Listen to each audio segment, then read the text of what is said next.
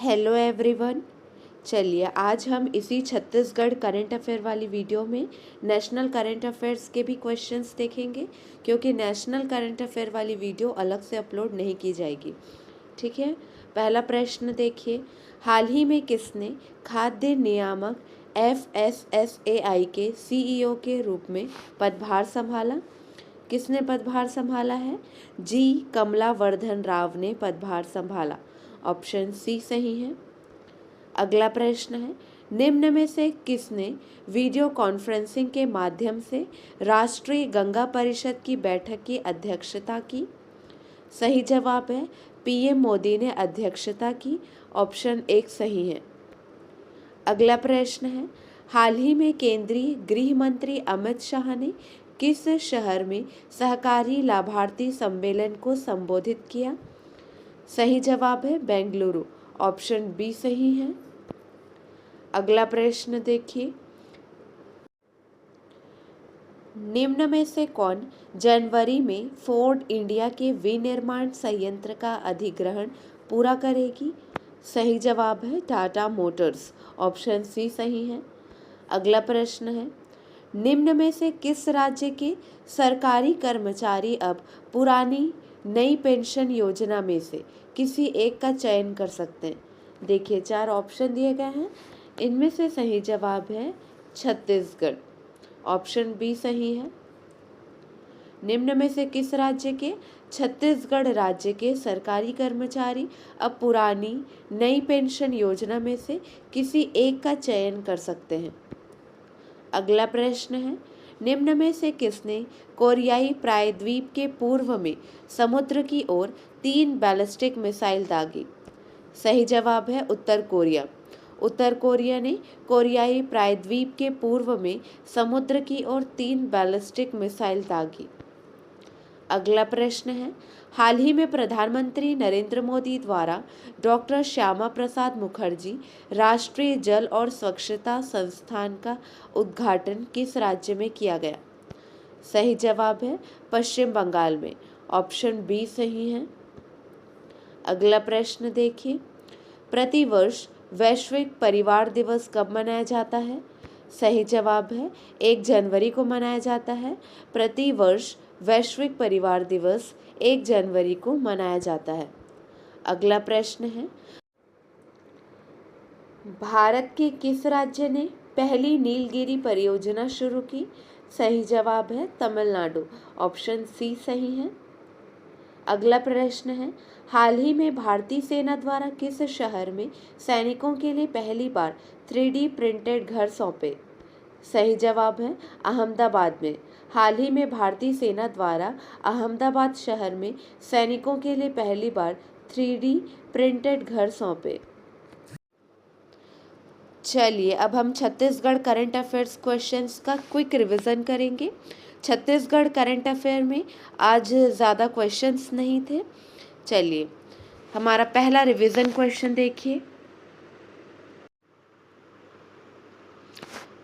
मुख्यमंत्री भूपेश बघेल द्वारा अनुसूचित जातियों को वर्तमान जनसंख्या के अनुसार कितने प्रतिशत आरक्षण देने का प्रावधान किया गया है?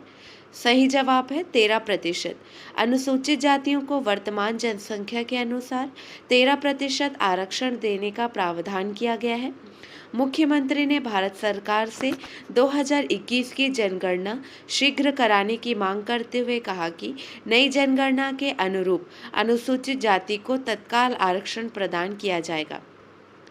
अगला प्रश्न है, श्री बघेल ने मुख्यमंत्री वृक्ष संपदा की घोषणा करते हुए इस योजना के लिए कितने करोड़ रुपए देने की घोषणा की? सही जवाब है 100 करोड़ रुपए देने की घोषणा की। अगला प्रश्न है, प्रदेश में काष्ठ से रोजगार बढ़ाने के लिए कौन सी योजना आएगी? सही जवाब है मुख्यमंत्री वृक्ष संपदा योजना आएगी। काष्ठ का मतलब लकड़ी से है। अगला प्रश्न है, प्रदेश में जून 2023 तक कितने स्वामी आत्मानंद अंग्रेजी माध्यम के कॉलेज खोले जाएंगे? सही जवाब है 10। ऑप्शन 4 सही है। अगला प्रश्न है, राज्य के कितने नगर निगम में मुख्यमंत्री मितान योजना का लाभ मिल रहा है? सही जवाब है 14। ऑप्शन 3 सही है। अगला प्रश्न है, छत्तीसगढ़ में निम्न में से किसे golden book of world records पुरस्कार से सम्मानित किया गया है? सही जवाब है ऑप्शन 3, बेमेतरा के गायत्री परिवार सदस्य को।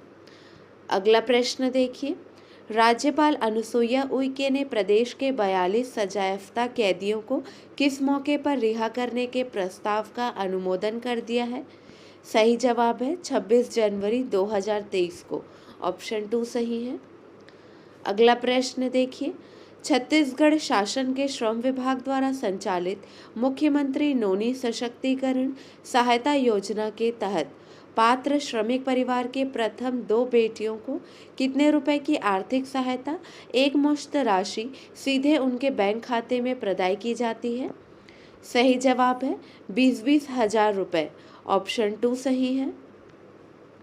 अगला प्रश्न देखिए, छत्तीसगढ़ में इलेक्ट्रिक वाहन को बढ़ावा देने वाहन के मूल्य का कितने प्रतिशत सब्सिडी दिया जा रहा है?